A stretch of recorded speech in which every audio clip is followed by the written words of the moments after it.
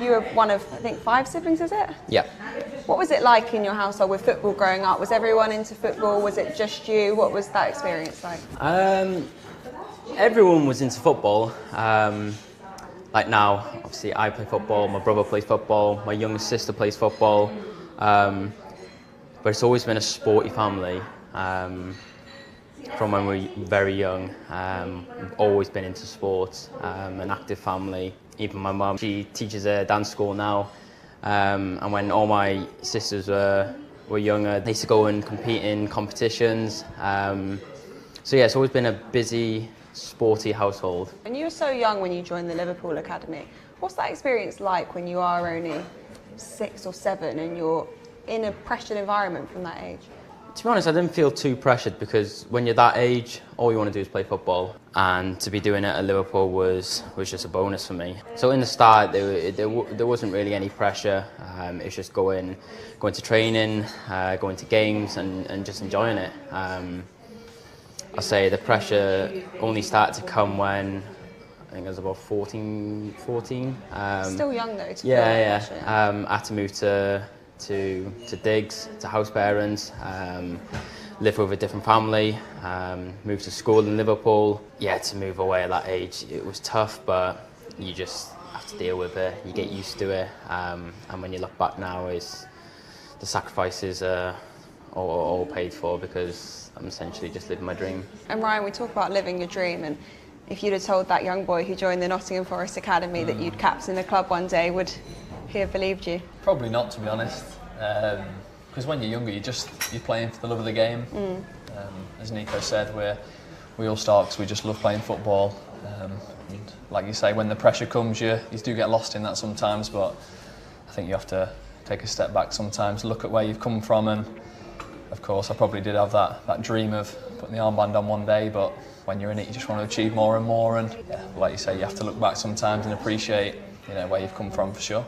And some of the people you've both worked with along the way is what took me by surprise. And I listened to you talk about Roy Keane, obviously one of our Sky Sports colleagues. You said he was quite quiet, which we struggle to believe. Tell us about that. He was reasonably quiet, but you knew he was always watching, just always making sure your standards were at their absolute top every single day.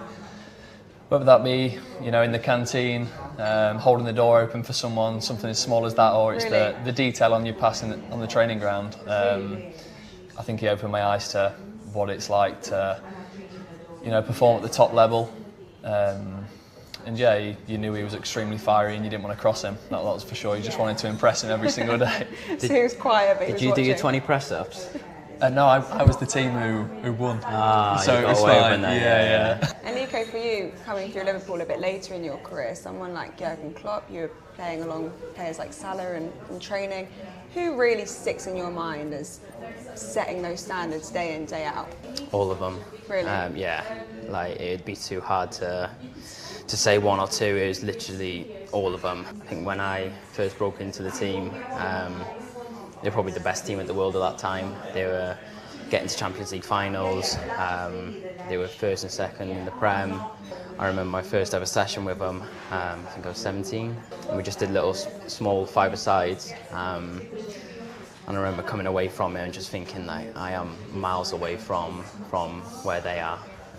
Again, the standards they set was just a real eye-opener.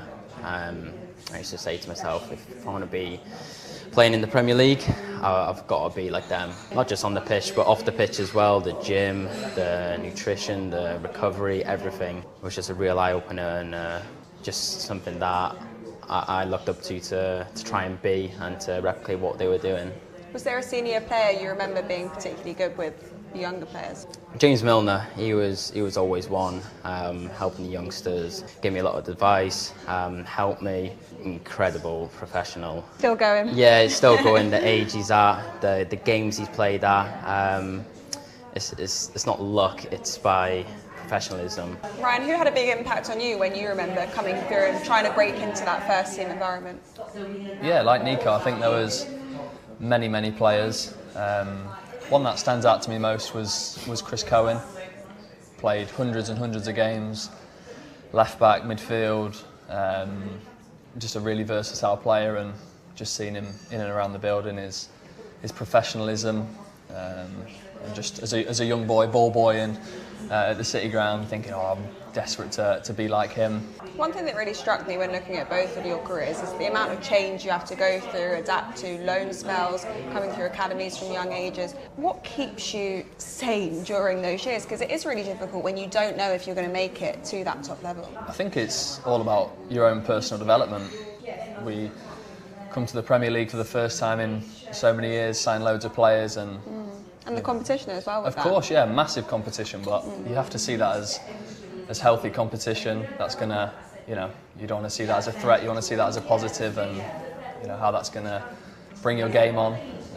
Just focusing on yourself as much as you can and where you can help the team, where your strengths lie within the squad. Everyone's on their own journey, and the more you can focus on yourself, the better it is, really. And I guess the only people that understand you are your fellow footballers and teammates. And is that why things like Coffee Club, which you guys have at Forest, really help to support you and keep your mental health in a good place? Yeah, definitely. We'll go for a coffee every single day after training. I've ruined it because I made you come here with me today rather than your normal coffee setup. The lads weren't happy, but it's nice to take a break from the boys a yeah, little bit, though, isn't it? It is, yeah. But no, literally every single day we'll go for a coffee, and it's just nice. It's just nice to sit down, have a coffee, chat to the lads. If you've got stuff on your mind, then we'll tell them. And we just chat openly, and it's just become like a religious thing for us at the minute. And that openness is such a nice thing. And when you think about all the change that you've probably seen during your time at Nottingham Forest, what would you say the biggest transformation is that you've seen?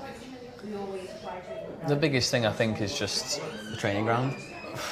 Yeah, probably the training ground and the quality of players and staff. With the owners invested massive amounts into the club. And yeah, I think just the overall quality of everything at the training ground, the players, the stadium. Rome wasn't built in a day, and you can't change everything at once. But there's no doubt his ambition is going to be ups and downs. But yeah, the ambition's there, and I feel like we want to give that back to him, give back to the fans. And yeah, I think just the quality of absolutely everything. It's not gone unnoticed. Let's reflect on the change of the last few weeks then.